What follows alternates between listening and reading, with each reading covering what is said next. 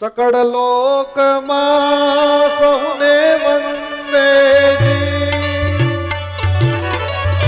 નિંદા ન કરે કે નીરે, વાચ કાચ મન નિશ્ચલ રાખે, ધન ધન જનની કે રે, વૈષ્ણવ જન તો તેને કહીએ, વૈષ્ણવ જન તો તેને કહીએ છે, પીડ પરાઈ જાણજે, પર દુખે ઉપકાર કરે તો, પર દુખે ઉપકાર કરે તો મન અભિમાન આણજે, વૈષ્ણવ જન તો તેને કહીએ, વૈષ્ણવ જન તો તેને કહીએ. પૂજ્ય મુરારી બાપુજીની પાસે સાંભળ્યું, કહે છે નરસિંહની આ 18 સૂત્રો વાળી ગીતા છે, એમનું વાક્ય છે. 18 ગોત્યા છે એમણે. અને કોઈ પેઇન્ટરે એ એક એક સૂત્ર કેનામાં લાગુ પડે એવા 18 ફોટા બનાવી દીધા અલગ અલગ લોકોના. જેમ કે દ્રઢ વૈરાગ્ય જેના મનમાં તો શંકરાચાર્ય સ્વામીનો ફોટો છે, એવી રીતના 18 સૂત્ર કેને લાગુ પડે છે એવા એક એક. એવું નહીં કે એક ઉપર જ લાગુ પડે, અનેક ઉપર પડતું હોય, પણ એક એક મૂક્યા છે કે આમને લાગુ આ બહુ સારી રીતે પડે છે. સકલ તીરથ તેના તન મારે, ભણે નરસૈયો એનું દર્શન કરતા કુળ 71. તો આ વૈષ્ણવ છે. હવે ભક્તિ મહારાણી આમને જ કરી શકે કે આમાં વૈષ્ણવ કોણ છે? સનત કુમારોએ તો કહ્યું કે વૈષ્ણવના મનમાં જઈને બેસો, પણ વૈષ્ણવ ક્યાં? વૈષ્ણવ કોણ? વૈષ્ણવ આ. હવે એવું કોઈ દેખાય નહીં તો સનત કુમારોએ કીધું દયા રાખો, નરસિંહે કીધું એવા ન હોય બધી સપ્તાહીઓમાં, એમાં તો જે બેઠા હોય એ બેઠા હોય. આપણે ધૈર્ય ધારણ કરીને બેસવાનું. આજે વૈષ્ણવ નથી, તમે તો ભક્તિ છો, એના મનમાં 7 દિવસ બેસો તો વૈષ્ણવ થઈ જાય. સુધૈર્ય સંશ્રયા બહુ જ કામનો શબ્દ છે. મોટા લોકો બોલે બહુ એ તોડીને બોલતા હોય, આપણે હરખી રીતે એને લેવું જોઈએ. સુધૈર્ય સંશ્રયા કેવી આ કરુણા છે. ભક્તિ મહારાણી બિરાજમાન થયા છે. ભક્તિનું ફળ ભગવાન. નારદજીએ કાંઈ વિચાર્યું નતું કે ભગવાન સ્વયં પ્રગટ થાય. એમના મનમાં ખાલી આટલું જ હતું કે જ્ઞાન અને વૈરાગ્ય જાગે, આટલું જ હતું. પરંતુ જ્યાં ભક્તિ સ્વયં પધારે ત્યાં ભગવાનને જાવું પડે. પછી શબરીબાઈ જ્યાં બેઠા હોય ત્યાં રામ આવે, શબરીએ ત્યાં રામની પાસે ન જવું પડે. ભક્તિમાં તાકાત છે. એટલે ત્યાં જે ગંગા કિનારે ભાગવત સપ્તાહ ચાલતી હતી એમાં પરમાત્મા પ્રગટ થયા છે. બોલ દ્વારિકાધીશ કી જય. શંખ વાગવા લાગ્યા, અબીલ ગુલાલ ઉડવા લાગ્યા, જે નો શબ્દ સંભળાવા લાગ્યો, નમો નમઃ શબ્દ સંભળાવા લાગ્યા. બધા લોકો જોઈ રહ્યા, ગજબ છે. સ્વયં ઠાકોરજી પ્રગટ થયા, મંડ્યા નાચવા, ગાવા, કૂદવા. આમાં નારદજી ધીરેકથી સરકીને ગયા સનત કુમારોની પાસે અને ત્યાં જઈને કીધું મહારાજ એક પ્રશ્ન છે.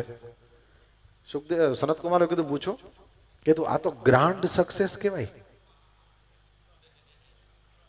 સનત કુમારે કીધું બિલકુલ બરાબર છે, કે મેં તો ખાલી આટલું જ વિચાર્યું હતું કે આ જ્ઞાન વૈરાગ્ય 2 જણા જાગી જાય તો એની માં સુખી થાય. મારું તો આજ કામ છે, એક એકને સુખી કરવાનું કામ.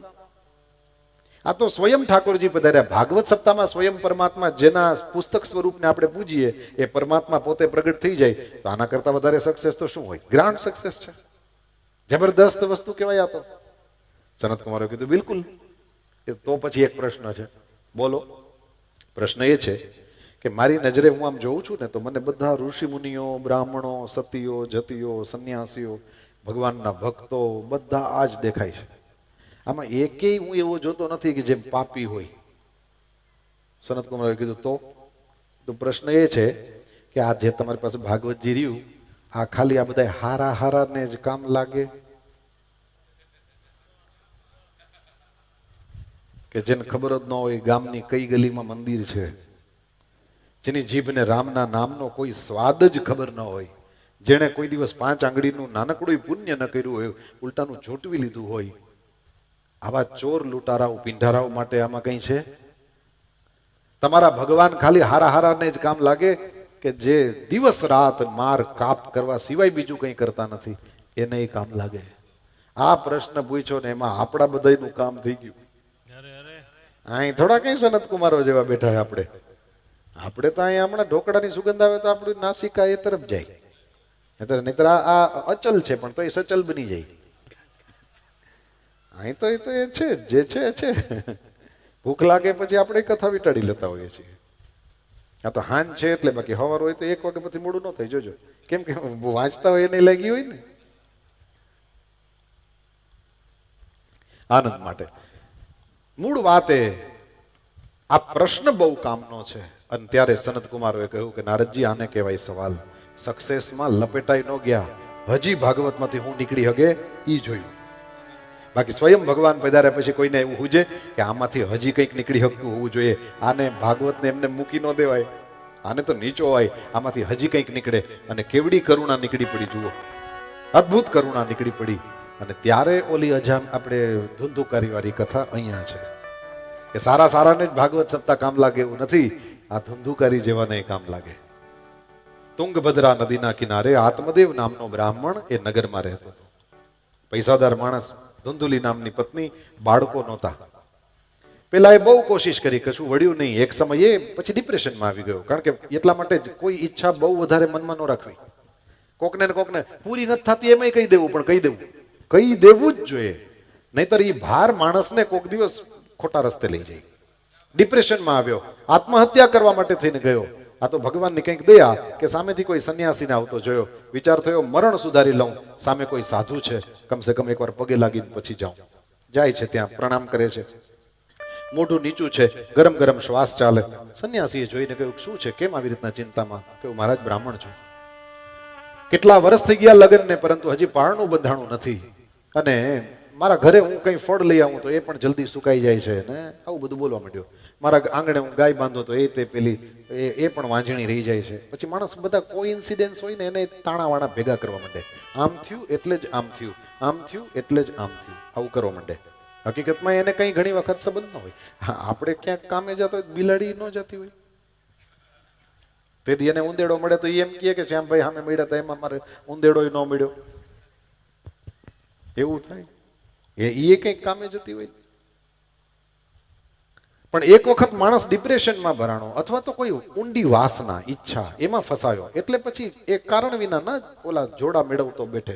કારણ કે નવરા મારા ઘરમાં ફળ લઈ આવું રહેતું નથી, શાકભાજી લઈ આવું રહેતું નથી, મારી આંગણે બાંધેલી ગાય પણ વાંજણી. સંન્યાસી નીચું જોઈને હસવા લાગ્યો. સંન્યાસીએ કહ્યું મારું શું કામ છે બોલ? મારા દીકરો આપો. સંન્યાસીએ એને ભાલાક્ષર માલા વાંચી, આંખ કપાળ ઉપર લખેલું બધું વાંચીને કહ્યું કે ભાઈ સંન્યાસમાં મજા છે, સંસારનો ત્યાગ કર અને ભગવાનના નામમાં એ રામ રતન પ્રાપ્ત કરી લે અને એની મોજમાં રહે. તારે માટે સંસાર નથી. સંસાર હારો કે ખરાબ કે આ કે છોડો, મારા માટે સંસાર કેવો એ વિચાર, તારે માટે નથી. મેં તારા આ ભાગ્યને વાંચ્યું છે. આ જન્મ તો છોડ, 7 જન્મ સુધી સંતાન નથી. હવે જેને સાંભળવાની તૈયારી નથી એને સંભળાવો તો એ સાંભળવાના નથી. તમારું વચન ગમે એવું અમૃત વચન હોય, કંકોત્રીમાં ગમે એવું લખ્યું હોય, કથા રૂપી અમૃતનું રસાસ્વાદન કરવા આવજો, પણ ઓલા રસાસ્વાદન કરે કારણ કે એ સાંભળવા નથી બેઠા. થાય ને એમ ઓલો તૈયાર નહોતો, એની ઈચ્છા તો દીકરાની હતી અને સંન્યાસી એ ઉપદેશ આપ્યો વૈરાગ્યનો. એટલે લાખની વાત પણ જો કટાણે કહેવામાં આવે તો ધૂળમાં જાય. એટલા માટે આ સૂત્ર લખી રાખો, સત્યને કહેવાનો પણ સમય હોય છે, સાચું પણ ક્યારે કહેવાય એનો સમય હોય. સામેવાળાની તૈયારી ના હોય અને તમે લાખ કયો. કેણે નથી સમજાવ્યો રાવણને કે આ રામની યારે બથાબથી ન હોય, પણ ઓલાની સાંભળવાની તૈયારી હતી. એટલે જેણે જેણે કીધું, હનુમાનજી જેવા હનુમાનજીની હોનાની વાતે ધૂળમાં ગઈ. માન્યો ના માન્યો, કારણ કે સાંભળવાની તૈયારી નથી. એમ આને સાંભળવાની કોઈ તૈયારી નહોતી, એને તો દીકરો જોતો હતો. અને સંન્યાસીએ બીજું બધું કહ્યું, એ પેલાને ગળે ઉતર્યું નહીં, ઉતરે જ નહીં. સંસારમાં આ જ નિયમ છે. એની સાંભળવાની તૈયારી ન હોય તો ધ્યાન રાખવું જોઈએ. મંડ્યો આગ્રહ કરવા ને પછી તો દુરાગ્રહ ઉપર છેલ્લે સંન્યાસીને એમ કીધું કે કાં દીકરો દ્યો ને કાં મરવા દ્યો. સંન્યાસી વિચાર કર્યો મારી સામે બ્રાહ્મણને મરવા કેમ દઉં? અને ત્યારે પછી વૃક્ષમાંથી ફળ તોડીને આપ્યું ને કહ્યું તારી પત્નીને ખવડાવજે. 1 વર્ષ સુધી બધા નિયમોનું બરાબર પાલન કરશે તો એને દીકરો થશે. તો હમણાં તો કહેતા હતા કે આમ ધનોત પનોત નીકળી જશે ને આમ થઈ જશે ને તે થઈ જશે. અને હવે કે આ ફળ ખવડાવી દે, પણ હંમેશા ધીરી ખમો બાપુડિયા. વાર્તા હજી ચાલુ છે, પૂરી નથી થઈ ગઈ. ફળ આપ્યું એટલી વાત આવી, ઇટ ડઝન્ટ મીન કે એને ત્યાં દીકરો થઈ ગયો. હજી તો વાર્તા ચાલુ છે. હવે હું થયું, ખુશ થતો થતો ઘરે ગયો, પેલીના હાથમાં ફળ આપ્યું, ખાઈ જજે એમ કહીને જતો રહ્યો. હવે પેલી હાથમાં ફળ લઈને બેઠી, મારે ખાવું નથી. સંતાન નથી એની તકલીફ આત્મદેવને હતી, ધુંધુલીને જરાય નહોતી. એને એવું હતું જ નહીં કે મારે બાળક નથી. નહીં તો જનરલી એવું ના હોય, પુરુષ માણસને કઈ જાજો ફરક ના પડતો હોય. બહેન બેટી હોય એને એમ લાગે કે હજી મારી ગોદ ભરાણી નહીં. પેલી હાથમાં ફળ લઈને વિચારે ચડી, ત્યાં એની સખી આવે છે, એને બધું આ બધું કીધું કે આ જો ને આ બધું થયું છે. એની બહેન આવે છે, બહેનની પાસે બધી વાતચીત કરી કે આ ફળ ખાઈશ તો બાળક થશે ને આવું બધું કહ્યું. પેલી કહ્યું ખાઈ જા, મારે ખાવું નથી. કેમ? કીધું હું તને જોઉં છું તું કેવી સુખી છો. કારણ કે એને 5-6 છોકરા હતા, એક પેટમાં હતું. મારે આ કઈ જોઈતું નથી, આ બધી પીડા છે. અને પછી આટલું લાલન પાલન કરીને પછી છોકરાઓ મોટા કરીએ, દી પાછા રાખે કે નોય રાખે, ક્યાં સુધી પહોંચી ગઈ. સખીએ કહ્યું તો શું કરીશ? કહ્યું મારા પતિને છેતરીશ. કેવી રીતે? કહ્યું તો ખબર નથી પડતી, એ તો વિચારું છું. એટલે પેલીએ કહ્યું કે એક કામ કર, પેટે પાટા બાંધી અને એને છેતર, એને કે હું ગર્ભાવસ્થામાં છું, મોઢું નહીં બતાવું. જ્યારે મારા દીકરાનો જન્મ થશે ત્યારે એનો બાપ આવીને તને રાત્રિના સમયે બાળક આપી જશે, તું પૈસા આપજે. તારે ત્યાં ખાવાનું બહુ છે, ખાવા વાળા નથી. અમારે ત્યાં પલટન છે ખાવા વાળી, ખાવાનું નથી. આત્મદેવને છેતર્યો. આત્મદેવ આત્મા, ધુંધુલી બુદ્ધિ, કુસંગ, સંતના આશીર્વાદ, ફળ. કહ્યું એ તો બરાબર, આ બધું કરીએ, પણ પછી ઓલા ફળનું શું કરવું? કીધું પરીક્ષા કરવા માટે ગાયને ખવડાવી દે. ગાયને ખવડાવી દીધું. સંતના આશીર્વાદ. સંતે મંત્ર શું ભણ્યો છે? માણસનું બાળક થાય એવો. ખવડાવ્યું કોને? ગાયને. હવે ઓલો ખરીદેલો દીકરો ઘરમાં આવી ગયો એટલે પછી મંડી આત્મદેવને કહેવા મારે દીકરો થયો, દીકરો થયો. આત્મદેવ તો એવો ગાંડો થયો, આખું ઘર શણગાર્યું, મંડ્યો દાન દેવાન, વાજા વગાડવા માંડ્યો. હવે આ છોકરો ઘરમાં આવ્યો એ પછીથી 3 મહિને ગાયને પણ પેલું બાળકનો જન્મ થયો. કાન ગાય જેવા હતા. સંસ્કૃતમાં ગાયને કહેવાય ગો અને કર્ણ કહેવાય કાનને. ગો કર્ણ એટલે આવડો આ જે સંતના આશીર્વાદથી થયો. ગાય જેવા કાન અને શરીર મનુષ્યના જેવું. ગોકર્ણ જન્મ્યો. આત્મદેવ તો રાજી થયો, કારણ કે આ તો ઉમ્મીદ છે દુગના. હવે જુઓ, આત્મદેવના ઘરમાં 2 છોકરા રમે છે. આત્મદેવનો કયો? એકેય નહીં, એક પણ નહીં. એક તો ખરીદેલો છે, એ પેલી સાડીનો છે, અને બીજો છે ગાય માતાએ આપેલો. એમાં આત્મદેવનો દીકરો નથી. ભાગ્યમાં લખ્યું નતું ને. સંતે કીધું તું 7 જન્મ સુધી ન પુત્ર ન પુત્રી. એ જ થયું. તો દત્તક તો લઈ આવી શકાય. હવે સંતના આશીર્વાદનું ગાયને આ ફળ ખવડાવીને ધુંધુલી અપમાન કર્યું એટલે એનું ફળ એ ભોગવશે. હવે કયું મોટા થવા માંડ્યા છોકરાઓ. ગોકર્ણજી તો કાશીએ ગયા છે. ધુંધુકારી બહુ નાલાયક થયો. જેટલા પાપ આપણા મનમાં હોય, શરીરથી, મનથી, વાણીથી થતા હોય, બધા પાપમાં પૂરેપૂરો અંદર ઉતરી ગયેલો. હાથમાં ચામડાનો પટ્ટો, પેલા કૂતરાઓને સાથે રાખે, ચાંડાલોની સાથે ફરે, શમશાનમાં જાય, મળદાના હાથની અંદર કોળીઓ ભરાવે ને પછી પોતાના મોઢામાં મૂકે. મળદાના હાથે ખાતો. કેવા કે આપણે આમ વિચાર ના કરી શકીએ કે આવું આ માણસને આવું હુજતું. પાડોશીઓના છોકરાઓને રમાડવા લઈ જાય. ગામની બહાર જે કૂવામાં પાણી ન હોય એની અંદર છોકરાને ઉપાડીને જોરથી ફેંકે અને માથું ભટકાય અને માથું ફાટે અને અંદરથી પેલા માંસના લોથડા નીકળી પડે. એ જોઈને રાજી થાય, વાહ વાહ વાહ, આવો મહાપાપી. આ હળહળ કળજુગમાં આવો ન થાય, એવો પાપી.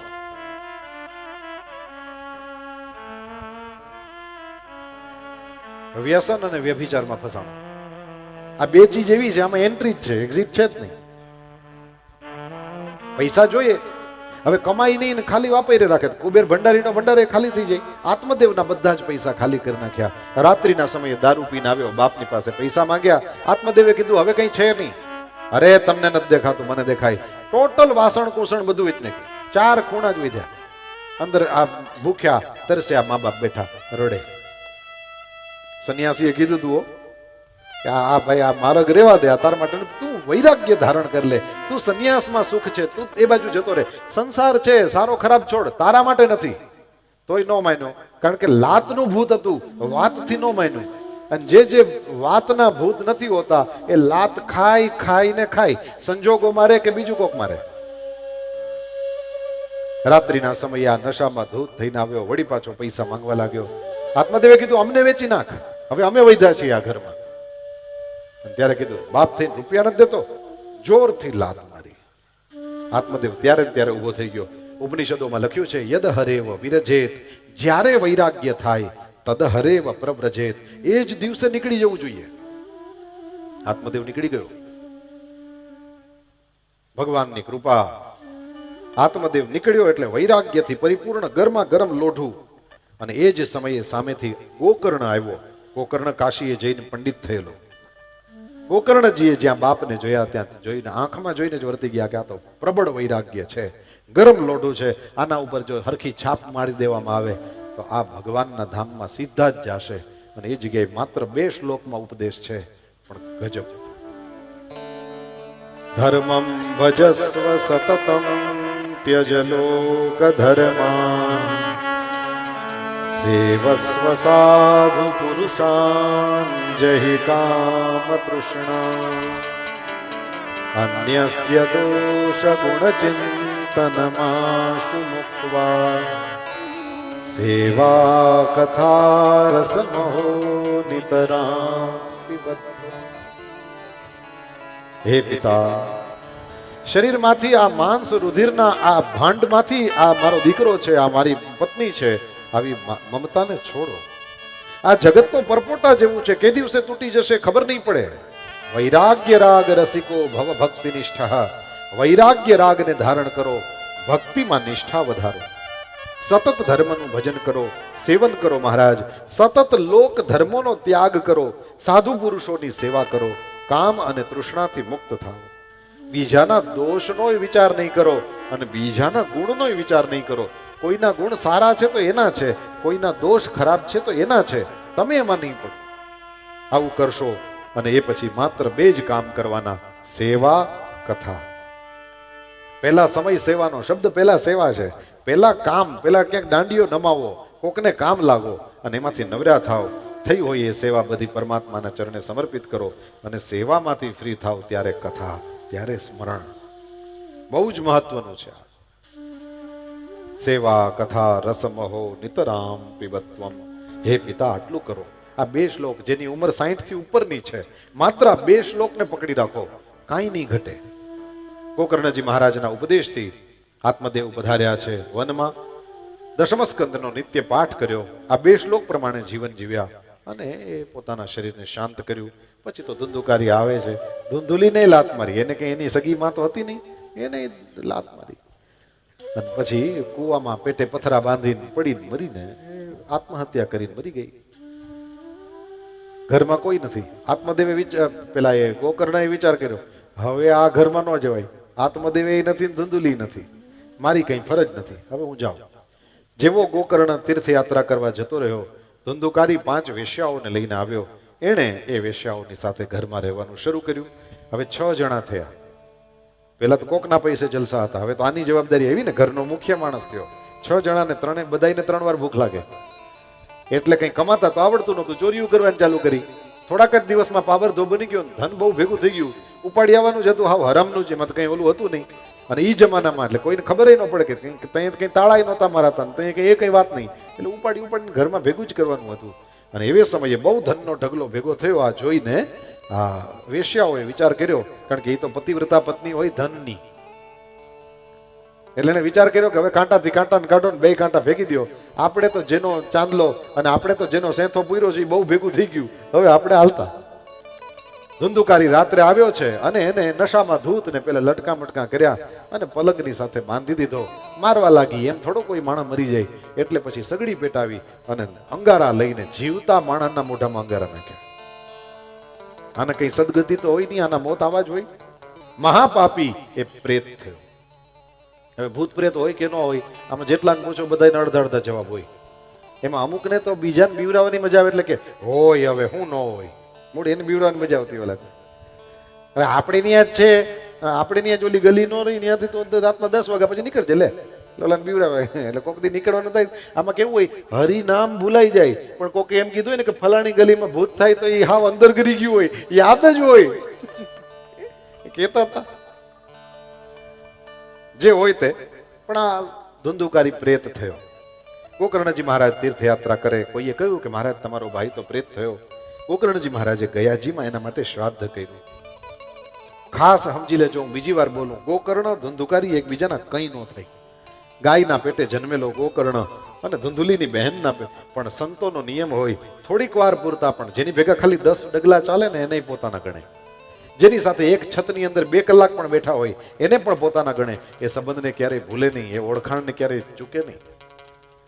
ગોકર્ણજી મહારાજે ધુંધુકારી માટે ગયામાં શ્રાદ્ધ કર્યું. બોલો, શ્રાદ્ધ કરીને ઘરે આવ્યા, વિચાર કર્યો રાત થઈ ગઈ છે, કોને હેરાન કરવા. પોતાના ઘરના આંગણામાં જઈને સૂતા. ઘર તો તૂટી ફૂટી ગયેલું, એમાં કશું હતું નહીં. અને ધુંધુકારી રાત્રે પ્રેત એ આવ્યો અને ક્યારેક અગ્નિ દેખાય ને, ક્યારેક ઘેંટું દેખાય ને, ક્યારેક ઇન્દ્ર દેખાય ને. આવું બધું ગોકર્ણજીને ડર ન લાગ્યો. ગોકર્ણજી સમજી ગયા કોક અવગતે ગયેલો છે. કોણ છો પૂછ્યું. ધુંધુકારી પ્રગટ થયો, પણ આમ પેલું હાથ પગ હલાવે. સંજ્ઞા માત્રમ ચકારહ, કંઈ બોલી શક્યો નહીં. ગોકર્ણજી મહારાજે પોતાની પાસે રહેલું કમંડલું એના જલની અંદરથી પેલું થોડું ચાપકી લઈ જ્યાં છાંટ્યું છે બોલ્યો છે, અહમ ભ્રાતા ત્વદીયોસ્મિ ધુંધુકારીતિ નામતઃ સ્વકીયેનૈવ દોષેણ બ્રહ્મત્વં નાશિતં મયા. મહારાજ દોષને કારણે બ્રાહ્મણપણાનો નાશ કર્યો, બ્રાહ્મણ થઈને બગડ્યો.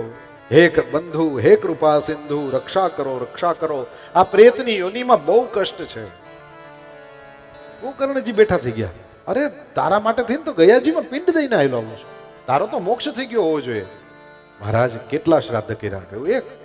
મહારાજ 100 વખત કરશો ને તોય નહીં છૂટું. અરે એમ થોડું હોય.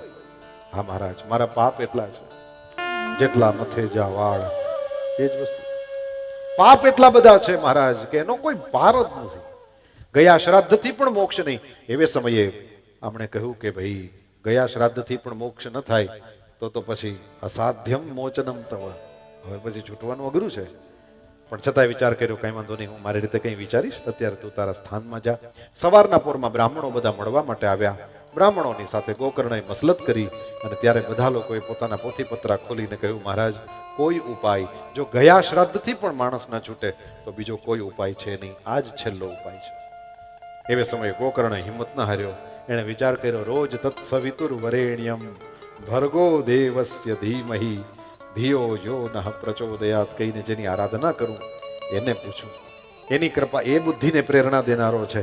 એ સવિતા, એ પ્રસવિતા, જગતનો એ પરબ્રહ્મ છે. અને એ નારાયણ, સૂર્યનારાયણ, એ તો બુદ્ધિમાં પ્રકાશ કરશે. તુભ્યમ નમો જગત સાક્ષીન બ્રૂહિ મે મુક્તિ હેતુકમ. આવું પૂછ્યું. હે જગત સાક્ષી, હે સૂર્યનારાયણ, મારા ભાઈના મોક્ષનો ઉપાય બતાવો. સ્પષ્ટ બધા જ સાંભળી શકે એમ સૂર્યનારાયણ બોલ્યા છે, શ્રીમદ ભાગવતાન મુક્તિ સપ્તાહમ વાચનમ કુરુ. શ્રીમદ ભાગવત થી તમારો ભાઈ છૂટશે, સપ્તાહ પારાયણ કરો. સૌ લોકોએ સાંભળ્યું. આ તો ધર્મરૂપ વચન. સૂર્યનારાયણ કહી દે પછી કોને પૂછવાનું બાકી રહે. શાસ્ત્રોમાં વર્ણન છે, આ જે ચમકતો ગોળો દેખાય એ સૂર્યનો રથ છે, એ માં સૂર્ય છે, આ સૂર્ય નહીં. જેનાથી ત્રિભુવન પ્રકાશિત થઈ જાય છે, હકીકતમાં સૂર્યનો રથ છે. એ છે જે મૂવ થાય છે. એની અંદર કમળના આસન ઉપર શંખ અને ચક્ર ધારણ કરીને સૂર્યનારાયણ બેસે છે. એ સૂર્ય છે. આ તો સૂર્યનો રથ છે. એનો આ પ્રકાશ પડે છે, એ બિંબ છે. સૂર્યનારાયણે આજ્ઞા કરી ભાગવત સપ્તાહ. આનાથી પછી આના જેવો તો સરળ સફળ કોઈ બીજો ઉપાય નહીં. ગોકર્ણજી મહારાજ પોતાના ગામની અંદર જ 8 મહિનાની સુદ નોમથી બેસી ગયા છે અને ભાગવત સપ્તાહ શરૂ કરી. શ્રીમદ ભાગવતની કથા કરતા એ ગોકર્ણજી મહારાજે પ્રારંભ કર્યો અને જ્યાં પોતાના ભાઈને યાદ કર્યો છે. હવાના રૂપમાં રહેલો પેલો પ્રેત આવે છે અને વાંસડાથી પેલી વ્યાસપીઠ બનાવેલી હશે કે એવું કશું હશે, એટલે ત્યાં એ બેસી ગયો. હવાના રૂપમાં ઉડી ન જાય. પહેલા દિવસની ભાગવત સપ્તાહ પૂરી થઈ, પહેલી ગાંઠ ફાટી. ધુંધુકારી પોતાના સ્થાન ઉપર જતો રહ્યો. આખી રાત રડતો રહ્યો. કથાની અંદર જે કંઈ ચર્ચા આવે એને યાદ કરે. અને બ્રાહ્મણનું લોહી તો ખરું જ, એટલે એ પિંડ તો ક્યાંય જાય નહીં. અને એ કારણ શરીર એની અંદર એ વિચારમાં ને વિચારમાં મેં આમ ભૂલ કરી, મેં આમ કરી. અને પરમાત્માની દયા તો જો કેવું ગજબ કહેવાય, મને ભાગવત સપ્તાહમાં એન્ટ્રી મળી. આ બહુ અદ્ભુત વસ્તુ. સતત વિચાર કરે. બીજે દિવસે કથામાં વહેલો પહોંચ્યો, અંદર ઘૂસી ગયો, કારણ કે ગાંઠ તૂટી ગઈ હતી એટલે બીજી ગાંઠમાં બેઠો. સાંજે કથા પૂરી થઈ, બીજી ગાંઠ તડ કરતી તૂટી ગઈ, બધા જોવે. ત્રીજે દિવસે ત્રીજી, 7 દિવસમાં 7 ગાંઠ તૂટી અને એ વાંસળો ફાટતાની સાથે તેમાંથી વિષ્ણુ ભગવાન જેવો લખ્યું છે શંખ ચક્ર ગદા પદ્મધારી એ ધંધોકારી પ્રગટ થયો. 20 વર્ષથી ભાગવત સપ્તાહ કરું છું. મારે કોઈ દી કોઈ વાહડામાં તૈડે પડી નહીં. આપણે અહીં છેલ્લે દી હાથેથી જોવું છે. આપણે ગરમીમાં, ચૈતર મહિનામાં, વૈશાખ મહિનામાં ધોમ ધકતા તડકામાં કથાઓ થઈ. કોઈ દી પિતૃ નીકળ્યા હોય એ તો બન્યું જ નથી, પણ તૈડે પડી નથી કોઈ દી. તો આપણું આ શું, આ માનવું શું? આપણું આ બરાબર નથી જાતું, શું વાત છે? મારા ગુરુદેવ ભગવાને બહુ સરસ સમાધાન આપ્યું. એ કહે છે, વાંસ ફાટે તોય શું, ના ફાટે તોય શું, પણ જે જીવતા બેઠા છે સામા, એની વાસનાની ગાંઠો ફાટે, એ કામ ભાગવત દ્વારા થાય. આગ્રહ કરીને ઘણી વખત નહીં, વાસના હોય મનમાં, મૂકું નહીં, દેખાડી દઉં, પણ કથા સાંભળતા સાંભળતા વિચાર આવે, હવે 60 તો થયા, હજી દેખાડી દેવાના ધખારા મારામાંથી કેમ જાતા નથી. આજે સપ્તાહ પૂરી થાય ને આરતી થાય એટલે પહેલું કામ ફોન કરીને મારે, હું જેની હારે બાંધ્યો છું એને, જેને દેખાડી દેવું એને પહેલો ફોન કરું, બાપા હું મારા મનમાંથી ગાંઠ છોડું છું. આ આંગણે ભાગવતનો પ્રસંગ આ થોડા કંઈ વારે વારે થાય અને મારે મારી રીતે ઉજવણી કરવી જોઈએ. આ મારી ઉજવણી, હું મારા મનમાંથી ગાંઠું ખોલી નાખું, તોડી નાખું. આ ગાંઠ ફાટે ન ફાટે, પણ મનની ગાંઠું ફાટતી તો દેખાય, વક્તાઓની પણ, શ્રોતાઓની પણ. આ કામ થાય તો ભાગવત ઉગી ગયું. યાદ રાખજો, ઉગે તો જ બરાબર પૂગ્યું કહેવાય. હો, ઉગે તો જ વાવ્યું કહેવાય, નહીં તો ડાયટું કહેવાય. ઉગે નહીં તો ડાયટું કહેવાય. એટલે ઉગી ગયું તો સમજી લ્યો, આ ડાયટું નતું, આ વાવ્યું હતું. એમ ભાગવત સપ્તાહ આપણા બધાના ચિત્તરૂપી આ ખેતરની અંદર દટાય છે કે વવાય છે, એ પછી ખબર પડે. પરમાત્મા શ્રી હરિની આ દિવ્ય કથા ધંધુકારી ઉપર કામ કરે તો મારા તમારા ઉપર એ કરે. ભાગવત સપ્તાહ બેસાડવી હોય તો શું કરવું જોઈએ? જેમ વૈદ્યજી પેલી દવા આપીને એમ કે ને કે આને 3 ટાઈમ પાણી સાથે લેજો અને દહીં ન ખાતા, આટલું કે ને, એવી રીતના એ ચરી પાડવાની હોય. એ વસ્તુ અહીંયા છેલ્લા અધ્યાયમાં છે. છેલ્લા અધ્યાયમાં બતાવ્યું કેવી રીતે આયોજન કરવું જોઈએ, બ્રાહ્મણોને બોલાવવા, મુહૂર્ત પૂછવું જોઈએ, આવી રીતે ભાગવત સપ્તાહનું આયોજન કરવું જોઈએ. બધાના ઉતારાની સગવડ, બધાના પ્રસાદની સગવડ, બધા બેસીને કીર્તન કરે, આવી રીતના બધું લખ્યું છે.